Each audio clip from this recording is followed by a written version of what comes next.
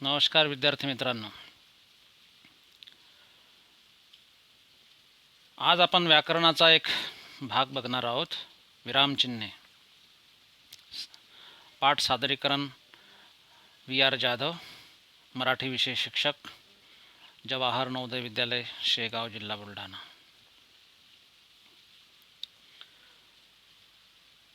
याच्या अगोदर आपण शब्दांच्या जाती, त्याच्यामध्ये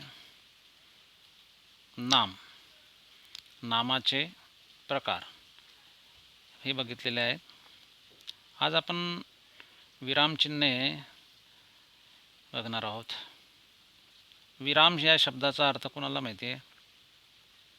विराम या शब्दाचा अर्थ आहे विश्रांती.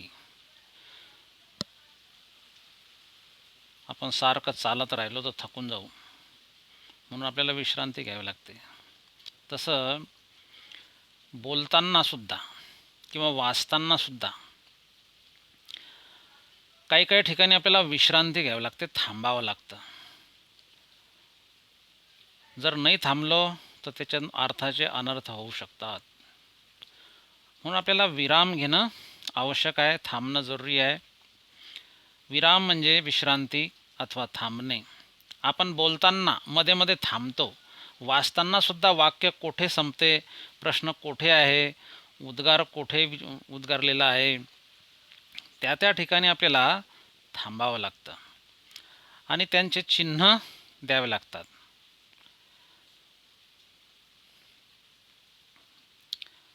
कोणता उद्गार कोणता, वाक्यात कोठे व किती थांबावे हे याच्यामुळे कळत असते. ते समजण्यासाठी जी चिन्हे वापरली जातात त्यांना विरामचिन्हे म्हणतात. पुन्हा एकदा सांगतो. विराम म्हणजे विश्रांती अथवा थांबणे. आपण बोलताना मध्ये मध्ये थांबतो, वाचताना सुद्धा वाक्य कोठे संपते, प्रश्न कोठे आहे, उद्गार कोणता, वाक्यात कोठे व किती थांबावे हे कळले पाहिजे. ते समजण्यासाठी जी चिन्हे वापरली जातात त्यांना विरामचिन्हे म्हणतात. ठीक आहे, विरामचिन्हे लक्षात आले. आता वळूया आपण विरामचिन्हांचे प्रकार कोणकोणते आहेत ते. विरामचिन्हे एकूण 11 प्रकारचे असतात, म्हणजे याचे 11 प्रकार पडतात. जसं की पूर्णविराम 2, अर्धविराम 3, अपूर्णविराम, स्वल्पविराम, प्रश्नचिन्ह, उद्गारचिन्ह, अवतरणचिन्ह. अवतरणचिन्हांमध्ये 2 प्रकार आहेत, एकेरी अवतरणचिन्ह आणि दुहेरी अवतरणचिन्ह. संयोगचिन्ह, अपसरणचिन्ह, अवग्रह चिन्ह, काकपद चिन्ह, असे हे साधारणतः ढोबळमानाने 11 प्रकार आहेत विरामचिन्हांचे. पुन्हा एकदा नजर टाका त्यांच्यावरती. अपूर्णविराम, अर्धविराम, पहिला आहे पूर्णविराम, चौथा आहे स्वल्पविराम, पाचवा प्रश्नचिन्ह, सहावा उद्गारचिन्ह. अवतरणचिन्हांमध्ये 2 प्रकार सांगितले तुम्हाला, एकेरी अवतरणचिन्ह आणि दुसरं आहे दुहेरी अवतरणचिन्ह. 8वा आहे संयोगचिन्ह, अपसरणचिन्ह, 9 अपसरणचिन्ह, 10 अवग्रह, इंग्लिशमधला SS सारखा तो चिन्ह आहे ते. काकपद चिन्ह, एखादा शब्द सुटला असेल मध्ये तर आपण ते चिन्ह देऊन दर्शवलं जातं की या ठिकाणी हा शब्द वाचला जावा म्हणून, ते असतं काकपद चिन्ह. तर याच्यातले बहुसंख्य आपल्या परिचयाचे आहेत. तसे प्रश्नचिन्ह आपल्या परिचयाचं आहे, पूर्णविराम आपल्या परिचयाचा आहे. पूर्णविराम या ठिकाणी तुम्हाला याच्यावर दिसत असेल, पूर्णविराम म्हणजे असं एक बिंदू द्यायचा आहे आणि हा बिंदू नेमका केव्हा द्यायचा आहे? वाक्य पूर्ण झाले की वाक्याच्या शेवटी हे चिन्ह वापरतात. वाक्याच्या शेवटी हे चिन्ह म्हणजे कोणतं, आता मी टिक मार्क केलेले आहे ना, हे चिन्ह वापरतात. त्यास पूर्णविराम असे म्हणतात. उदाहरणार्थ, मी अभ्यास करतो, मी गावाला जातो, मी जेवण करतो. आता करतो, जातो, येतो या वाक्याच्या शेवटी जो बिंदू दिलेला आहे ना, त्यालाच पूर्णविराम असे म्हणतात. त्याच्यानंतर दुसरा आहे अर्धविराम. दोन छोटी छोटी वाक्ये उभयान्वयी अव्ययांनी जोडतात तेव्हा अर्धविराम हे चिन्ह वापरलं जातं. उभयान्वयी अव्यय हे काय, ज्या शब्दांच्या आड जाती या अगोदर मी तुम्हाला सांगितलेल्या आहेत, जसं की नाम, सर्वनाम, विशेषण, क्रियापद, क्रियाविशेषण, शब्दयोगी अव्यय, उभयान्वयी अव्यय. उभय म्हणजे दोन. आता दोन वाक्य जोडायचे असतील किंवा दोन शब्द जोडायचे असतील अशा वेळेस हे चिन्ह वापरलं जातं, त्याला अर्धविराम असं म्हणतात. आता अर्धविरामचं चिन्ह या ठिकाणी मी आता एक टिक मार्क करून दाखवतो तुम्हाला. हे अर्धविरामचं चिन्ह आहे, ठीक आहे. आता याचं उदाहरण पाहतो मी. आता गड आला पण सिंह गेला. गड आला, इथे वाक्य पूर्ण झालेलं नाही आहे, वाक्य अपूर्ण राहिलेलं आहे. पुढे आणखी काहीतरी सांगायचं आहे असं जेव्हा दर्शवायचं असेल लेखकाला, तेव्हा हे चिन्ह दिलं जातं दोन वाक्यांच्या मध्ये. उभयान्वयी अव्ययांनी जोडलेलं आहे ना, त्याच्या अगोदर हे चिन्ह द्यायचं असतं. गड आला, आला या शब्दाजवळ नंतर चिन्ह द्यायचं. पण सिंह गेला, सिंह गेला इथे वाक्य पूर्ण झालं म्हणून हे कोणतं चिन्ह आहे, पूर्णविराम. संयुक्त वाक्यातील समान वाक्ये वेगवेगळी दाखवण्यासाठी संयुक्त वाक्यातील, आता हे संयुक्त वाक्य आहे, कोणतं आहे संयुक्त वाक्य, गड आला पण सिंह गेला, हे संयुक्त वाक्य आहे. संयुक्त वाक्यातील समान वाक्ये वेगवेगळी दाखवण्यासाठी अर्धविराम वापरतात. आता हे संयुक्त वाक्य आहे, ज्यातलं वेगवेगळे कसे आहे वाक्य. आता हे गड आला हे एक वाक्य आहे, पण सिंह गेला हे दुसरं वाक्य आहे. तर हे वेगवेगळे दाखवण्यासाठी, ही वाक्य वेगवेगळे दाखवण्यासाठी ह्या चिन्हाचा वापर केला जातो. आता इथे उदाहरण दिलेले आहे. वडिलांच्या जिवंतपणी त्या उधळ्या मुलाचे काहीच चालले नाही, हे एक वाक्य झालं. वडिलांच्या जिवंतपणी त्या उधळ्या मुलांचे काहीच चालले नाही, हे एक वाक्य आहे स्वतंत्र. आणखी पुढचं वाक्य असं आहे त्याला जोडलेलं, परंतु वडिलांच्या निधनानंतर मात्र त्याने आपली सर्व संपत्ती उधळून टाकली. आता हे पूर्ण वाक्य झालेलं आहे. टाकलीच्या नंतर पूर्णविराम दिलेला आहे, नाहीच्या नंतर अपूर्णविराम अर्धविराम दिलेला आहे, ठीक आहे. नंतर वळूया आपण आता अपूर्णविराम. हे विसर्गासारखे दोन टिंबे दिलेले असतात त्याच्यामध्ये, हे मी टिक मार्क केलेले आहेत, टिक केलेले. विसर्गासारखे चिन्ह द्यायचं, तो असतो अपूर्णविराम. वाक्याच्या शेवटी तपशील द्यावायचा असल्यास अपूर्णविराम वापरतात. वाक्याच्या शेवटी तपशील म्हणजे आणखी काहीतरी सांगायचं आहे, आणखी काहीतरी माहिती द्यायची, अशा वेळेस अपूर्णविराम हे चिन्ह वापरतात. उदाहरण याचं, पुढील उदाहरणे सोडवा, ठीक आहे. हे एक वाक्य झालं. आणखी पुढे तपशील द्यायचा आहे. कोणता तपशील आहे, दुसऱ्या क्रमांकाचं वाक्य बघा. पुढील क्रमांकाचे विद्यार्थी उत्तीर्ण झाले. पुढील क्रमांकाचे विद्यार्थी उत्तीर्ण झाले. याच्यानंतर आता कोणत्या क्रमांकाचे विद्यार्थी उत्तीर्ण झाले, झाले इथे हे चिन्ह दिलेलं आहे. 5, 9, 14, 18 अपूर्ण विराम. विसर्गासारखं हे चिन्ह आहे अपूर्ण विरामाचं. त्याच्यानंतर वळूया स्वल्पविराम. इंग्लिशमध्ये त्याला कॉमा असं म्हणतात. हे परिचयाचं आहे आपल्या स्वल्पविराम, कॉमा. एकाच जातीचे शब्द लागोपाठ आल्यास स्वल्पविराम वापरतात. एकाच जातीचे शब्द लागोपाठ आल्यास म्हणजे कोणत्या क्रमांकाचे विद्यार्थी उत्तीर्ण झाले हे दाखवण्यासाठी काय केलं त्यांनी, 5, 9, 14, 18. आता 5च्या नंतर हे चिन्ह दिलं, 9च्या नंतर दिलेलं आहे,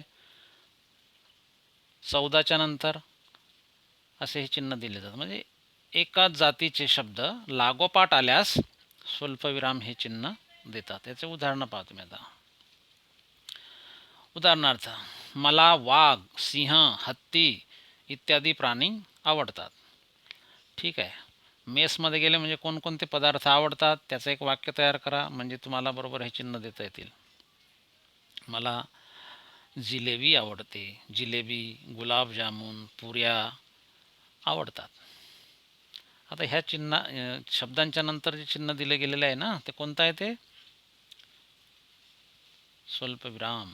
इंग्लिशमध्ये त्याला म्हणतात कॉमा. हाक मारून काही सांगताना नावापुढे किंवा संबोधनापुढे स्वल्पविराम वापरतात. जसं की मुलांनो इकडे या. आता असं म्हटलं, मुलांनो या ठिकाणी हे चिन्ह वापरायचे. संबोधनात आहे, हाक मारणे. एखाद्याला हाक मारली समजा, मुलांनो या ठिकाणी हे चिन्ह द्या. इकडे या किंवा तिकडे जा, खाली बसा, उभे राहा असं जेव्हा आपण बोलतो त्यावेळेस हे चिन्हही वापरतात. जसं गौरव पुस्तक दे, गौरव खाली बस अशा बाबतीमध्ये. त्याच्यानंतर प्रश्नचिन्ह, हेही आपल्या परिचयाचं आहे. तसं प्रश्नचिन्ह, प्रश्न जेव्हा विचारला जातो तर त्याच्या शब्दाच्या शेवटी हे चिन्ह वापरलं जातं. वाक्यात प्रश्न विचारलेला असेल तर वाक्याच्या शेवटी प्रश्नचिन्ह वापरतात. वाक्याच्या शेवटी हे प्रश्नचिन्ह आहे.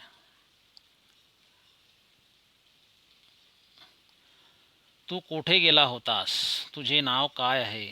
किती वाजले? इतका तुला उशीर का झाला? कोणी रागवले का तुला? असे हे जे वाक्य आहे ना, तर त्याच्या शेवटी हे चिन्ह दिलं जातं, प्रश्नचिन्ह. असे भरपूर वाक्य तुम्हाला तयार करायचे आहे. नंतर उद्गार चिन्ह.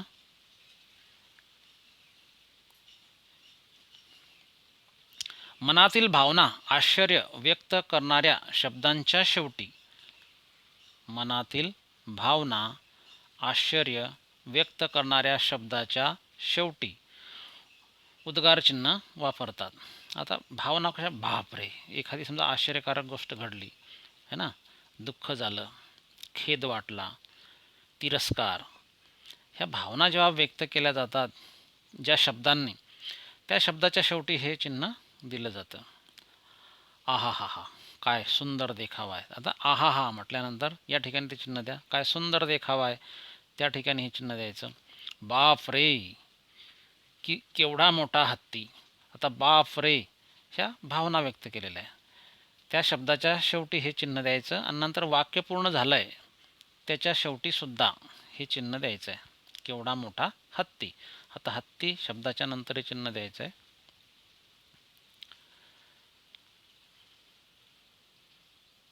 7व्या क्रमांकाचं विरामचिन्ह आहे अवतरण चिन्ह. जसं की आपण अगोदर चर्चा केली की अवतरण चिन्हाचे 2 प्रकार आहेत. एकेरी, आता एकेरी हे मी टिक मार्क केलेली, हे एकेरी आहे. त्याच्यानंतर त्याच्या पुढे आहे दुहेरी. तर असे 2 प्रकार आहेत अवतरण चिन्हांचे. म्हणून या अवतरण चिन्हांचे 2 प्रकार पडतात. एकेरी अवतरण चिन्ह, दुसरा आहे दुहेरी अवतरण चिन्ह. आता एकेरी अवतरण चिन्ह केव्हा वापरतात? एकेरी अवतरण चिन्ह हे पहिलेवालं, एखाद्या शब्दावर जोर देताना किंवा दुसऱ्याचे मत सांगताना एकेरी अवतरण चिन्ह वापरतात. एखाद्या शब्दावर जोर देताना किंवा दुसऱ्याचे मत सांगताना एकेरी अवतरण चिन्ह वापरतात. ते उदाहरणार्थ, गांधीजींनी चले जाओ ही घोषणा दिली. कोणत्या शब्दावर जोर दिला तर या ठिकाणी? चले जाओ.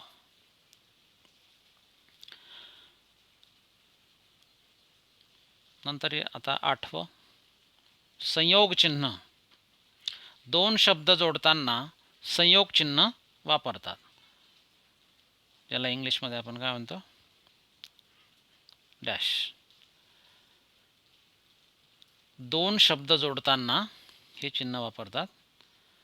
उदाहरणार्थ आई वडील, राम लक्ष्मण, है ना. आणखी केव्हा वापरतात? लिहिताना ओळीतील शेवटचा शब्द जर बसत नसेल तर त्याचे दोन भाग करताना हे संयोग चिन्ह वापरतात. जसं की आता ह्या ठिकाणी बघा, महाराष्ट्रात वेगवेगळ्या प्रकारच्या बोलीभाषा बोलल्या. आता हे पूर्ण शब्द लिहिला गेला नाही या ठिकाणी. बोलल्या, बोल असा शब्द लिहिला गेलेला आहे. आता पुढचा ल्या हा शब्द दाखवण्यासाठी हे संयोग चिन्ह दिलेलं आहे या ठिकाणी आणि पुढे तो शब्द लिहिलेला आहे. ल्या जातात. महाराष्ट्रात वेगवेगळ्या प्रकारच्या बोलीभाषा बोलल्या जातात. म्हणजे ते चिन्ह दिलेलं आहे तर वाचणाऱ्याचा असा समज होतो की पुढे याचा राहिलेला अर्धा भाग असेल. ठीक आहे. तर याला म्हणायचं संयोग चिन्ह. केव्हा देतात हे संयोग चिन्ह? दोन शब्द जोडताना किंवा लिहिताना ओळीतील शेवटचा शब्द जर बसत नसेल तर त्याचे दोन भाग करताना संयोग चिन्ह वापरतात. ठीक आहे. आता अपसरण चिन्ह मी दाखवतो तुम्हाला. आता टिक हे अपसरण चिन्ह आहे अशा टाईपमध्ये. वाक्याच्या पुढे तपशील द्यावयाचा असल्यास, वाक्याच्या पुढे तपशील द्यावयाचा असल्यास अपसरण चिन्ह वापरतात. उदाहरणार्थ, महाराज तुमचा राजवाडा जळून. आता हे वाक्य पुढे बाकीचं आहे तर हे दाखवण्यासाठी आपण हे अपसरण चिन्ह दिलेलं आहे. जसं संदर्भ असं लिहिलं, असा शब्द लिहिला, त्याच्या पुढे आपल्याला काहीतरी लिहायचं आहे त्यावेळेस सुद्धा या चिन्हाचा वापर केला जातो. म्हणजे काही तपशील द्यायचा बाकी असेल तर.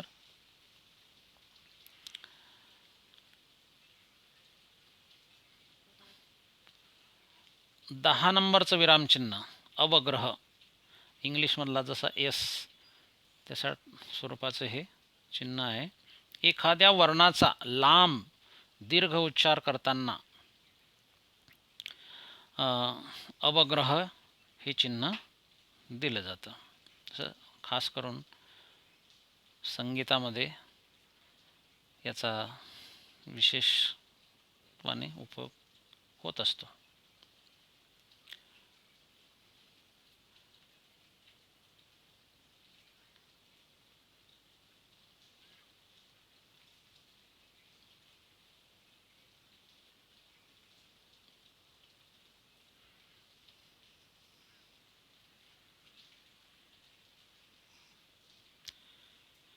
ठीक आहे. तुमच्या लक्षात आलं असेल आज आपण कोणता व्याकरणाचा भाग शिकलो? विरामचिन्हे. विरामचिन्ह एकदा नजरेखालून घाला जरा.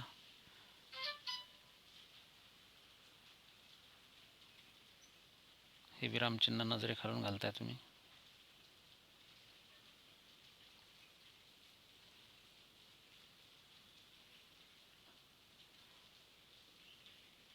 तर हे साधारणतः विरामचिन्हे आहेत. पूर्णविराम, अर्धविराम, अपूर्णविराम, स्वल्पविराम, प्रश्नचिन्ह, उद्गारचिन्ह, अवतरण चिन्ह, संयोग चिन्ह, अपसरण चिन्ह, अवग्रह आणि काकपद चिन्ह. तर हे काकपद चिन्ह जे आहे, जर समजा वाक्यामध्ये एखादा शब्द लिहायचा राहून गेला आणि नंतर आपण तो शब्द लिहितो दुसऱ्या ठिकाणी, तर त्या दोन्ही शब्दांच्या मध्ये हे काकपद चिन्ह दिलं जातं. असं